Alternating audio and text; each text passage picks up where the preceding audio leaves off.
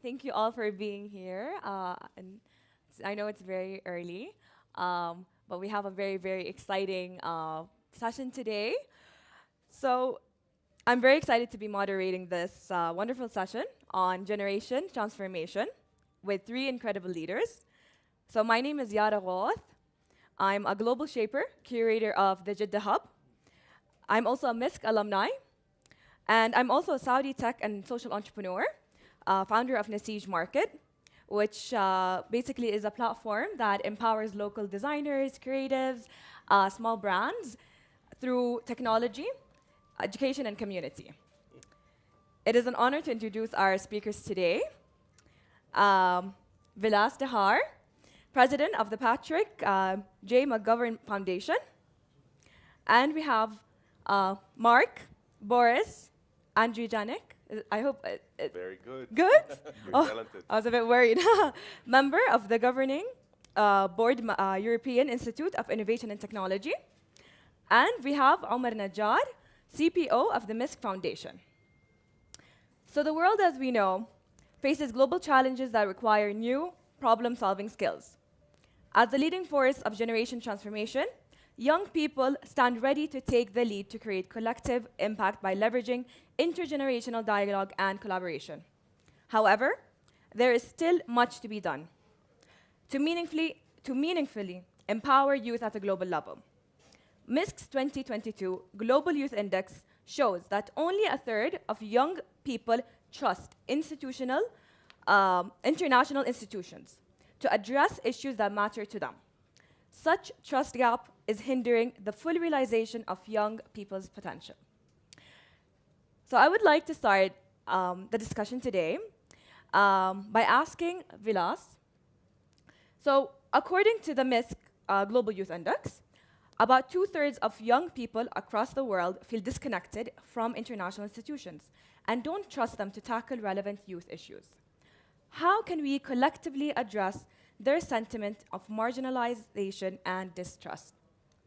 Good morning, everyone, and thank you for that question, Yara. I have to say I've been a global shaper in my life. I think it's an incredible community. I think the Jeddah Hub in particular is quite exceptional. I've had a chance to meet a number of those amazing, shapers, so this is great. It's I think one of the most critical questions of our time, right? It's not just young people, and let's acknowledge it. Many of the institutions that we look to as the ones who hold kind of the moral center on social issues were built not just a generation ago, but several generations ago. And we came together to say we want to imbue them with public trust. We want to make sure that they are there to serve us. Well, it's time to ask the question, do they? And I think the young people of the world today are recognizing that that question starts a really robust inquiry. It means that we ask not just, do these institutions serve us, but what are they supposed to do? What's a world in which the inequality exists where a young person doesn't have their own voice or agency? That they need to rely on an institution that sometimes feels so foreign, so far away, so alien from their interests. Now, in that context, I think an amazing opportunity arises. Not merely to look at these institutions and say, you should do better, but to say, let's actually take ownership. Let's think about what new institutions we should build to reflect the needs of youth today. I think about things like the emerging technology revolution, one that's creating incredible economic opportunity for everyone. And yet, those tools and technologies are still held in pretty limited hands. What would it look like for youth to step forward and say, we want to own not just the use of these tools, not just be consumers of gaming technologies or ChatGPT, but to be creators of them, to be artists, to be inspired architects, to be all of those things that happen when you say, we will learn enough about this technology to be able to use it in ways that further our own aspirations. That, I think, is the moment that we're in.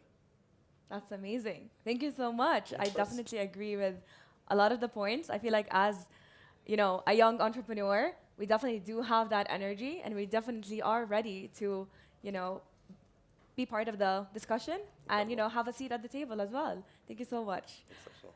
Thank you. Awesome. So my next question is for Mark. So young people's trust in international institutions has been plummeting, like we mentioned. So as former minister and as a policymaker, what can we do to go beyond the usual tokenism? how can we actually create action-oriented platforms that enable the meaningful contribution of younger generations into decision-making processes? I'd love to hear your perspective. Thanks so much, Yara, for this wonderful question. Thanks to everyone.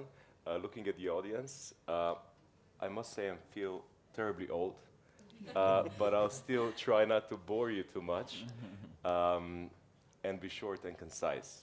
I'm not a politician anymore, so I can afford to be short and concise. Look, people in general, and young people in particular, don't trust things that they're not part of, okay? So what we need to do as junior or senior leaders is basically involve them, include them, empower them. And I saw one very cool poster on the way to the conference center saying, great leaders create new leaders. And that cannot be more true. So let me give you a very specific example. A couple of years ago, I was Slovenia's first Minister for Digital Transformation, which means that I had the privilege of establishing a new ministry from scratch, which was an exciting but also daunting opportunity to create something new, something fresh, something agile within the government and the bureaucracy that's anything but fresh and agile. It wasn't easy to attract top talent because young people aren't lured by the public service today as they were probably 10 or 20 or even 30 years ago. But we managed to assemble an amazing team of 100 and something people. The average age was around 30 years. We were a little startup within the bureaucracy. We were the disruptors. We were the youth force of nature.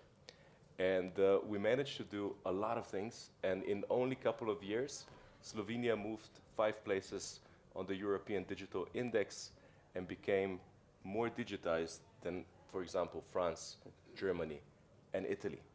Wow. And many of these young people are today the youngest members of Slovenian parliament, some still serving government. And for me, this is the greatest legacy.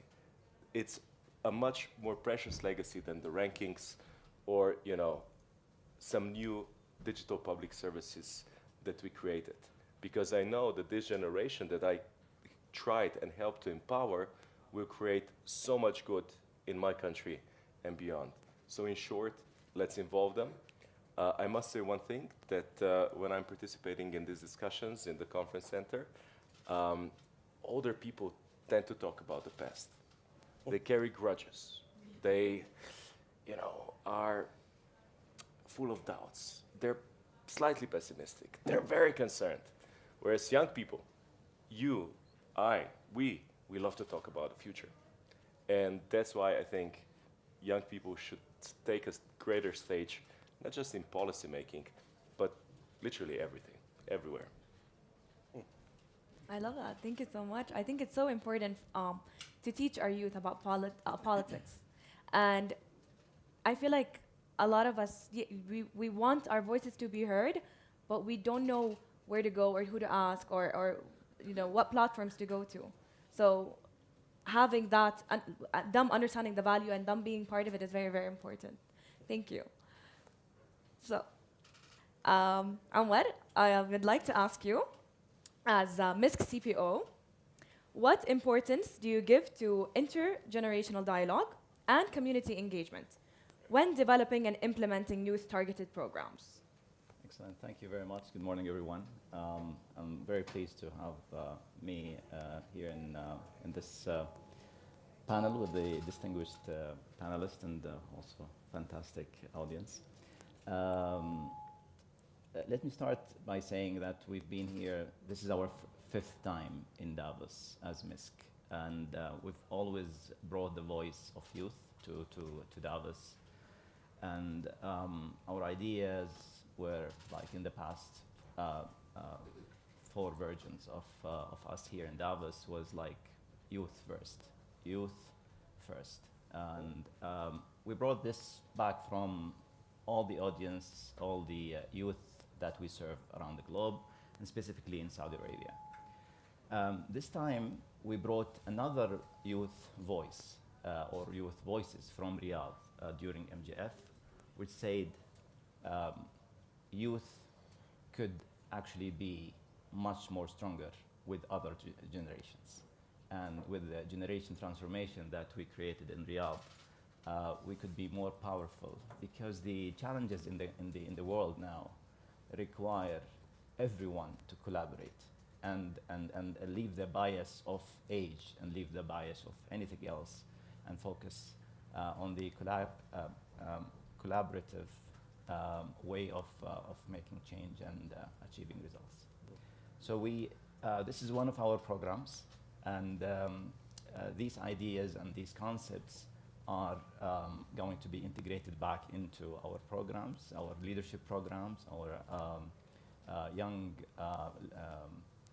skill development programs that promotes for more respect and more collaborations between the different generations.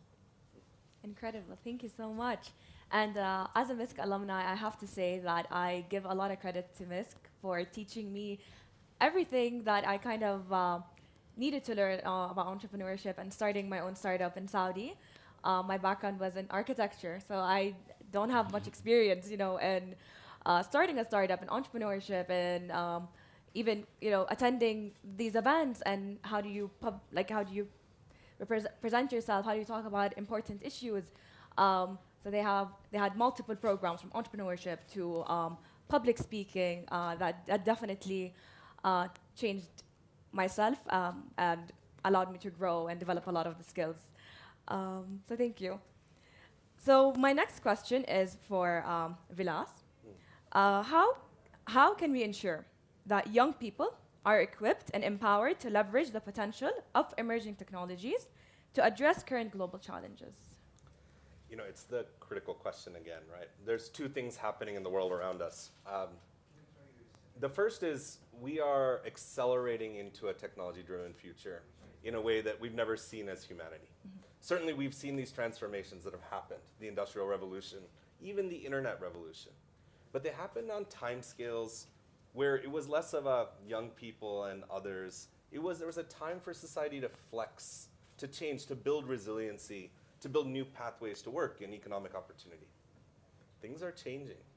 What used to take 100 years, what then took 20 years, now we're seeing that level of technological transformation on the order of 5 years. Mm-hmm. And what it does is it puts a fine point on the idea that where we are situated today is the agency we have to interact with that world. It's no longer about thinking about what you'll do in high school, what you'll study in college, what your first few years of work will be, so that you can move into a position where you can take a policy stance. It's no longer. The technologies are affecting us where we sit.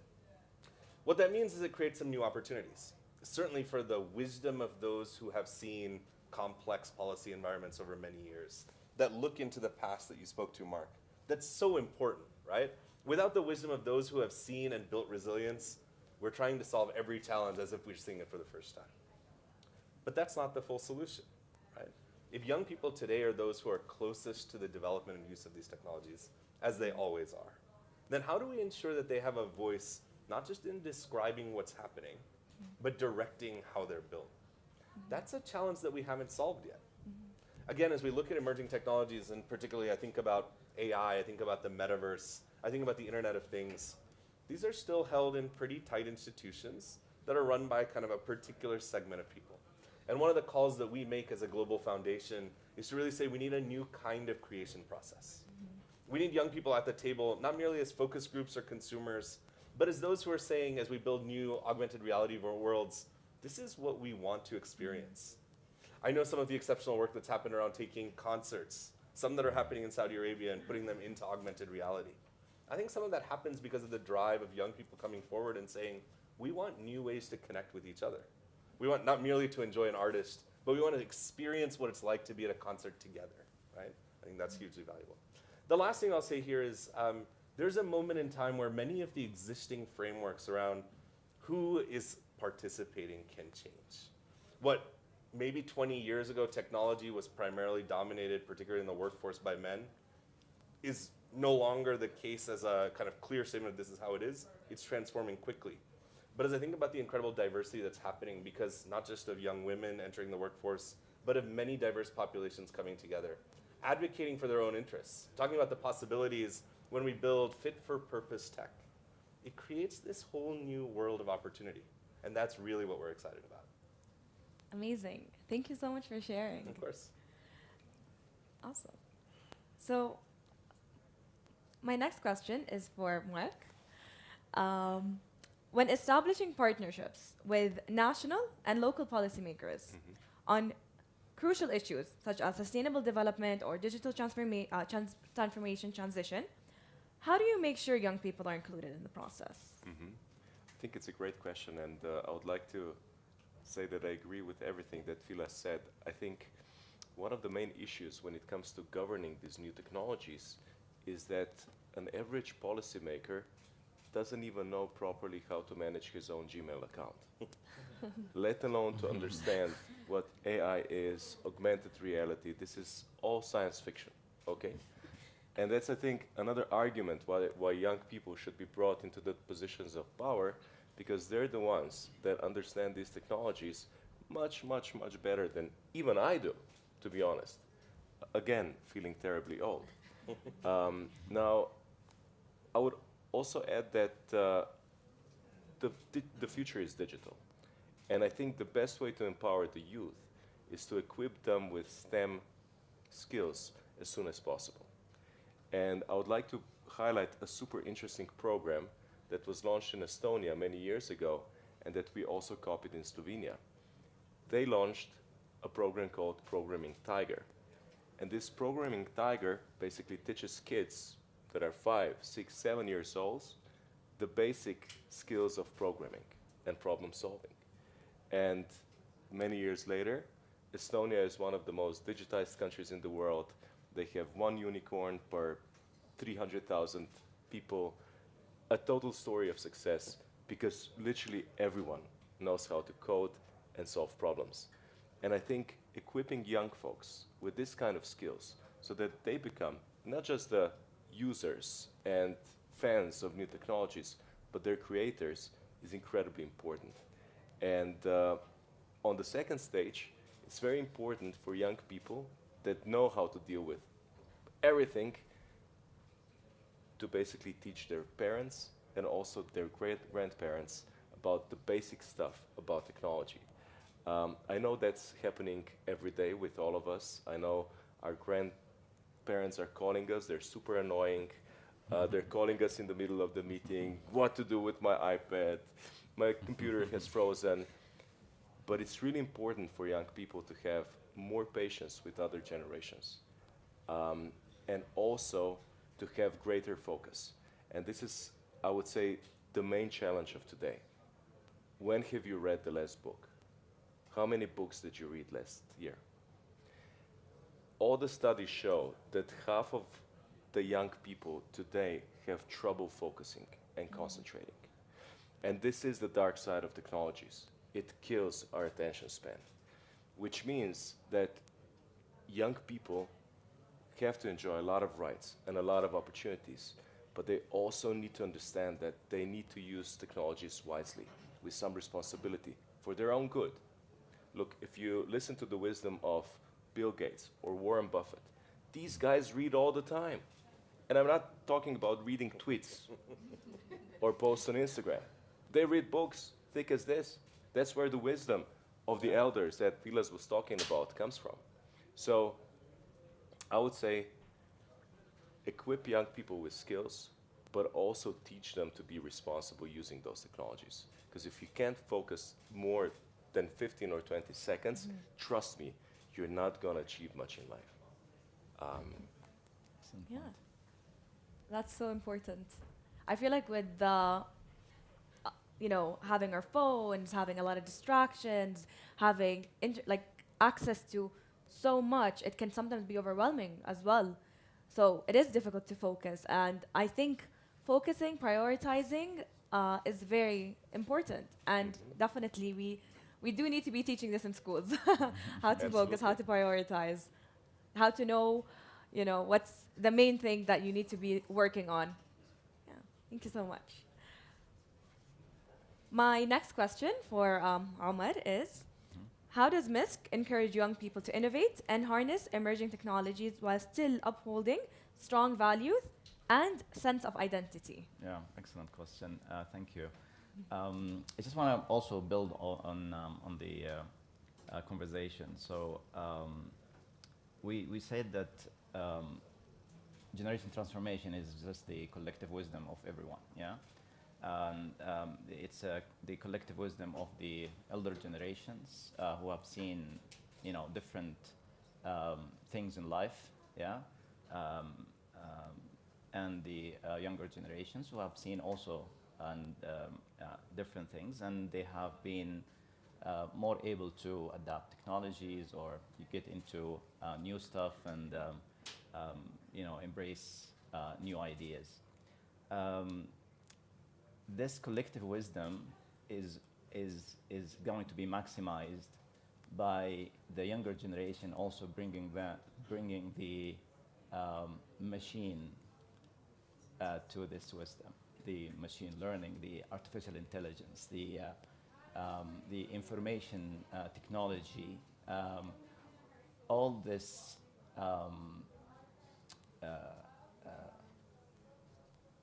data points that come into the mix that the young generation bring with them, and maybe less about because the elder generation more and more rely on their experience and internal wisdom and with what they have seen, but the younger generation bring with them the wisdom of the world through the gadgets and through the information technology and technology in general.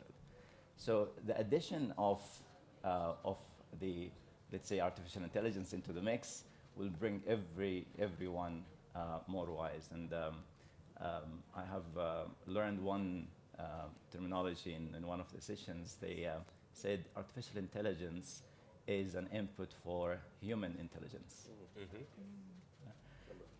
It's not a replacement for human intelligence. It's actually an input for human intelligence. So once the artificial intelligence is serving the humanity, everyone as a human will be more intelligent to decide more and to be freed to do better stuff. So this is how we see the younger generation coming into the mix and adding their skills and what they love. But the young generation doesn't only add skills into the mix. The young generation also add values, competencies, courage, much maybe brighter views or different frames of the frames of the elder generation. So we would like to also embrace that. As MISC, we try to empower the younger generation and young people in 4 different areas. In the skill area and harnessing their skills and empowering them to actually take more and get the merit as anybody else. We also help them to get into leadership positions by complementing some of the skills that they may lack or the historical moments they have not seen before. So we basically help them to understand more and get more of the leadership wisdom. The third track is on the building NGOs by the youth, and the fourth one is entrepreneurship, which Yara was part of. So we're helping youth in different areas with different portfolios. Excellent. Inspiring. Thank you so much. So before we have questions from the audience, I would like to maybe get one key message or something to inspire the younger generations that want to be more heard. What's like one advice or tip you would give them? Yeah, starting with you. Interesting. I always go back to the same thing. We can sit here and talk about the power of youth, but the only inspiration I get is from the actions of youth themselves, right? And so what I'll say, and I'll put it in the context of this Davos meeting, where we've been talking a lot about crisis, about change around the world. I think about this as the opportunity to design the world we want. And so what inspires me is when young people come up with new ideas, initiatives, institutions that can shape that world for us. And it's our obligation really to support that, to accelerate it and grow it. Amazing. Yeah. Thank you. Mark? I would say lead today to shape tomorrow. My wife is Indian, and we spend a lot of time in India. As you know, India is a very young population. No country in the world, I dare say, with the possible exception of Saudi Arabia, is more optimistic, more getting in the future, or let's say more future-oriented. Simply because there are so many young people that are so empowered, and they know that the best is yet to come. And this brings me back to the point that Klaus Schwab made at the beginning of the forum. We need more hope. We need more optimism. And this is what you guys are bringing to the mix. And I'm very grateful for that. Thank you. I would say learn and be agile in your learning style and how you learn, how you get whether it's books or it's from any other sources. But learning, I think, is the name of the game today because information is just all over. And how you translate this information into something that is a learning for you, and it requires a little bit of thinking. It requires a little bit of a pause between the tweet and what you learn from that. It could be a simple tweet, yeah. It could be a page in a book. It could be anything, but it just needs a little bit of a pause between you and how you translate that into a learning. So I would more pauses, more learning. I like that. More That's pauses, great. more learning. Yeah. Amazing. So I think we have time for one question. If anyone, yeah. Here we go. Yes. Something? Hello. I'm actually also a global shaper along with my colleagues. We are four to support Yara as well. And regularly the young are disruptive. Regularly the young are futuristic. You were saying about it.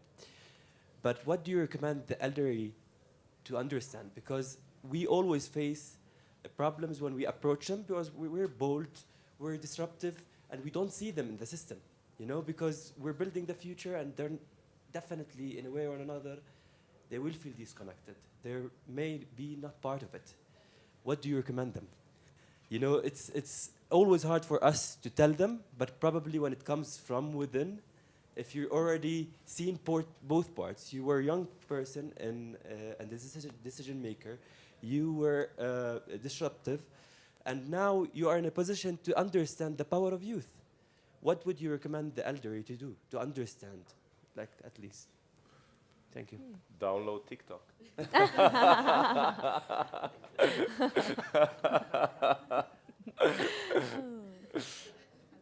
you want to? I'm kidding. No. Well, look, let me acknowledge the weight of that question. I mean, you're asking about something that has been true in all of human history, right? But here's what I'd suggest. Disruption has become a key word, right? But disruption's a loaded word. Disruption means you're tearing something apart. That doesn't have to be the way that we engage in this work, right? When you think about the values behind it, disruption can be a constructive exercise. What it takes, though, is a little bit of a grounding in the idea that we're still all in this together. That our role as youth is not merely to change the system for our own sake, but to change it because it creates welfare for everyone. I think of three things that we can all do better, youth and other generations as well. The first is we don't necessarily always communicate in the best ways, right? We use different words, we think we have different interests. I think often of the fact that my parents, when they were young, were pretty disruptive. Now they are the ones that are being disrupted by us, right? We have shared histories. Figuring out how to communicate that effectively is really important. The second is grounding ourselves in shared vision. This isn't merely about the youth responding to a world that has been set up for them that they have to struggle with, right? The idea is we live on one planet, one beautiful shared planet, and we have shared goals. How do we actually name those and work towards them, right? And the third, I think, is just a matter of mutual trust. that at the end of the day, again, we're here for aligned outcomes. And to actually be able to respect and value with dignity the contributions of each of the generations, as you described it. If we could hold to that as a guiding principle, it creates a new operating framework for what these changes look like. That's my suggestion. I think that's beautiful. I would maybe just add that, you know, people are usually afraid of the things they don't know. And older people are not wary of the future because of the young people, but because they don't understand the world that the young people live in. And that's why I think digital inclusion is so important. My mom, when she opens Microsoft Office, she dreads. She starts shaking when she gets a message on Viber, because something's gonna freeze. She's gonna delete something by mistake. You know, it's prevalent, and she's not 110. You know, she's not even 70. So I think digital inclusion must be every society's priority. And when I was minister, I pushed through the first Digital Inclusion Act in Europe that basically mandated digital skilling for everyone for free and paved the way to the biggest digital skilling program in our country's history. And I think what you guys need to understand is that you gotta have patience and respect towards your folks. We love them the most. So, you know, whenever my mom calls me, and I love her the most, and she's the best person I've ever had in my life, with the possible exception of my wife. Don't tell her that. You know, we love them. So we should be respectful. We should be patient with them. We should repeat a couple of things, a couple of times if necessary. And when it comes to the older people, I would suggest them to be curious about what you guys are dealing with, what you guys are passionate about. Because in the end, as Fila said, you're no different. Our folks were hippies somewhere in the desert or in the forest doing a lot of things that would be illegal today. So, you know, they weren't that different. And if they remembered more often that they were once young, I think this world would be a better place. But again, we have a shared vision, and we should be mindful of each other. Yeah, I think from my side, if I'm just going to talk about my generation, which is Generation X, as defined by my colleagues. I think the most important part is space, giving space, because we tend, as there is like a natural respect from the younger generation to the older generation. That's part of our culture, yeah. But how we can actually also have the elder generation respect the younger generation? This is a little bit. It needs a little bit of credibility, yeah. But credibility comes with the space. You know, you need to, as an elder person, give the space for younger generation to actually maybe act differently than what you acted at the same age of 20, when you were 20. But you give the space, and the outcomes will be amazing. I can attest this with my colleagues here in MESC or in at home with my kids.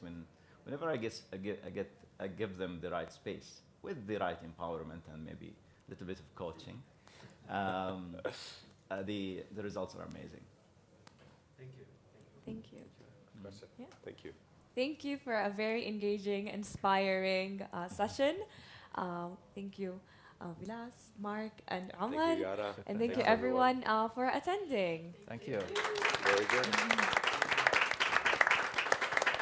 Thank you, Yara, especially because this is your first gonna say. moderation Yeah. for our panel. Thank you very much. Give Yara another round of Great. applause. Yeah.